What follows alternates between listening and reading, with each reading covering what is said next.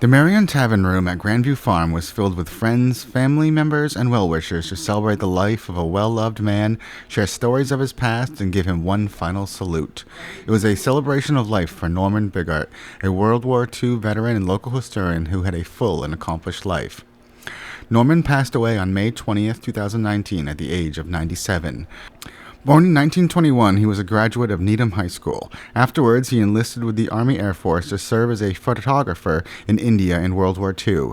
Discovering a love of photography, after the war he attended Rochester Institute of Technology, where he studied photographic science. An expert in experimental photography, he worked as a member of the team that photographed the first hydrogen bomb detonations.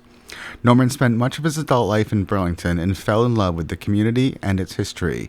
He served as an appointed member of the Historical Commission for many years. Even when he fell ill, he refused to leave the town he loved. When he took ill, Paul and I said, "You can take the extra apartment we have at our place. We'd love to have you."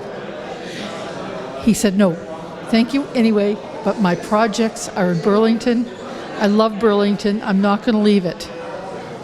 Though he never married, he had many close friends who he dedicated much of his time to and was part of many organizations that he lent his time and efforts to support. He was a wonderful friend. His friends were his most important asset to him.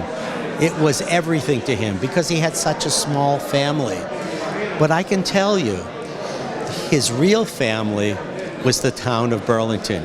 As you heard tonight, he was chairman of the Historical Commission for many, many, many years. He was in all kinds of archaeological societies, but everything came back to Burlington, the place he loved. Finally, the large gathering was no surprise to those who knew and loved Norman. Norman was certainly an exceptional person, glad to be his friend, and as I see this afternoon, he had many, many friends. And rightly so. He was a special person and a World War II veteran. I take my hat off to Norman Biggart. He loved so many things and so many people, and he made friends wherever he went, and he did so much for so many people that people who knew him loved him. Norman did so many things of his life. He was a loner, never married, minimal family, and it really was such a privilege to be such a close friend to him. From Grandview Farm, I'm BNEWS Director Rich Hosford.